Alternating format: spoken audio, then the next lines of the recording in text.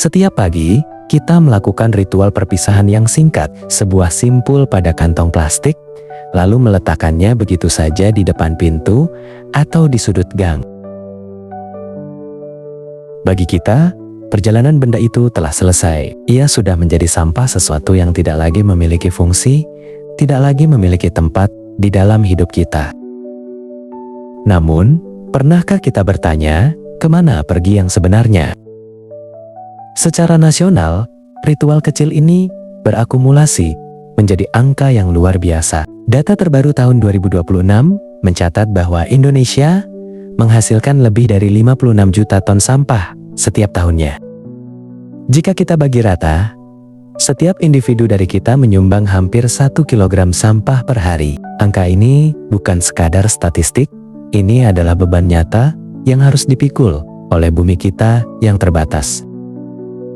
Perjalanan ini dimulai saat kota masih terlelap. Para penjemput dengan truk-truk besar yang menderu datang sebagai perantara antara dunia yang bersih dan dunia yang kita sembunyikan.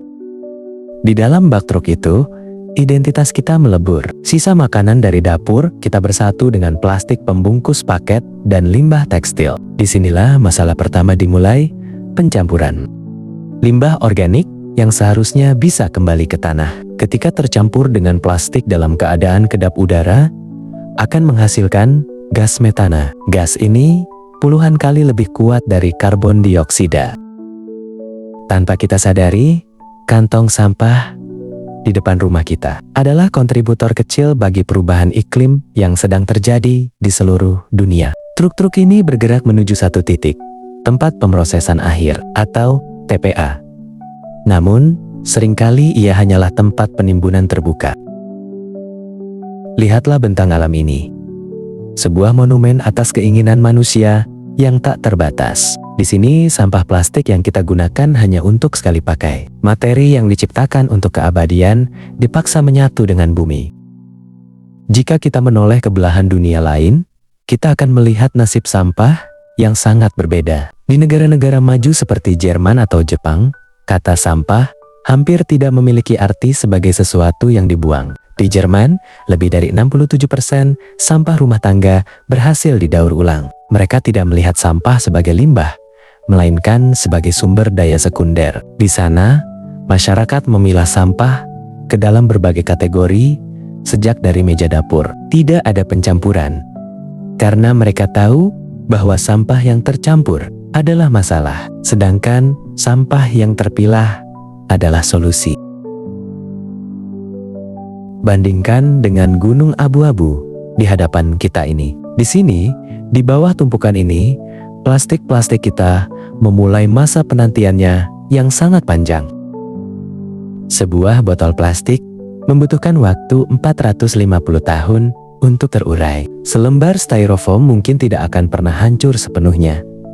Secara ilmiah, plastik tidak pernah benar-benar hancur. Ia hanya terfragmentasi melalui proses fotodegradasi menjadi partikel mikroskopis yang menyusup kemana saja ke dalam pori-pori tanah hingga aliran sungai. Namun, gunung ini bukanlah ujung pencapaian terakhir dari sisa hidup kita.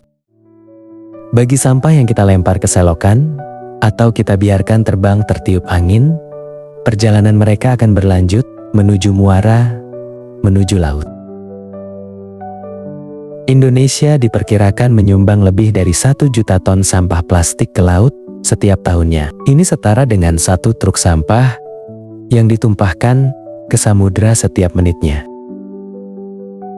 Di laut, plastik berubah menjadi predator yang sunyi. Ia pecah menjadi mikroplastik, masuk ke tubuh ikan, dan akhirnya kembali ke piring makan kita. Kita tidak hanya mengotori laut, kita sedang meracuni diri kita sendiri. Lautan kita kini telah menjadi subplastik raksasa. Partikel ini telah mengontaminasi sebagian besar sampel ikan laut di perairan kita. Saat kita memakan hasil laut, kita sebenarnya sedang memanen kembali plastik yang kita buang bertahun-tahun lalu. Di tengah kondisi ini, para pemulung di negeri kita bekerja sebagai garda terdepan yang tak terlihat. Mereka melakukan secara manual apa yang di negara maju dilakukan oleh robot dan mesin pemilah. Mereka memilah botol PET dan aluminium di tengah bau yang menyengat. Melakukan pekerjaan yang gagal kita lakukan di rumah. Padahal, hanya sekitar 11% dari sampah plastik kita yang berhasil masuk ke siklus daur ulang. Sisanya tetap menjadi beban abadi bagi tanah dan air. Melihat semua ini, mungkin kita merasa kecil dan tak berdaya. Namun, perubahan besar selalu dimulai dari satu simpul plastik yang kita pegang di tangan. Sudah saatnya kita berhenti menganggap sampah sebagai masalah orang lain atau tugas pemerintah semata. Sampah adalah tanggung jawab pribadi yang kita bawa sejak kita memutuskan untuk membeli sebuah barang. Membuang sampah pada tempatnya bukan sekadar soal estetika atau kebersihan. Ini adalah soal martabat kita sebagai manusia dan kasih sayang kita pada generasi mendatang. Mulailah dengan hal yang paling sederhana. Berhentilah mencampur sampah. Pisahkan sisa makananmu dari plastikmu. Dengan satu langkah kecil ini, kamu telah memberikan kesempatan bagi sampah tersebut untuk diolah kembali, alih-alih membusuk di TPA dan mencemari air tanah. Jangan biarkan selembar plastik pun jatuh ke tanah atau mengalir ke sungai. Karena sungai bukan tempat sampah dan laut bukan tempat pembuangan. Kita adalah tamu di bumi ini, dan seorang tamu yang baik tidak akan meninggalkan kotoran di rumah tuan rumahnya. Jangan tunggu sampai gunung sampah ini runtuh menimpa kita, atau sampai tidak ada lagi ikan sehat yang bisa kita makan. Mulai hari ini, mari kita ubah cara kita memandang apa yang kita buang. Karena pada akhirnya, di planet yang bulat ini, tidak ada tempat yang bernama luar. Apa yang kita lepaskan hari ini dengan penuh kesadaran adalah investasi untuk udara yang lebih segar, air yang lebih jernih, dan masa depan yang lebih layak bagi anak cucu kita. Jadilah bagian dari solusi, bukan bagian dari tumpukan itu. Karena setiap botol yang masuk ke tempat sampah yang benar adalah satu kemenangan kecil bagi bumi kita. Matahari terbenam di balik gunung abu-abu ini, namun besok ia akan terbit lagi. Dan besok, keputusan ada di tanganmu.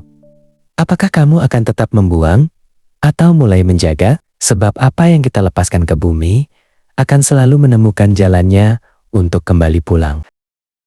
Jangan lupa like dan subscribe channel ini. Sampai bertemu di video selanjutnya.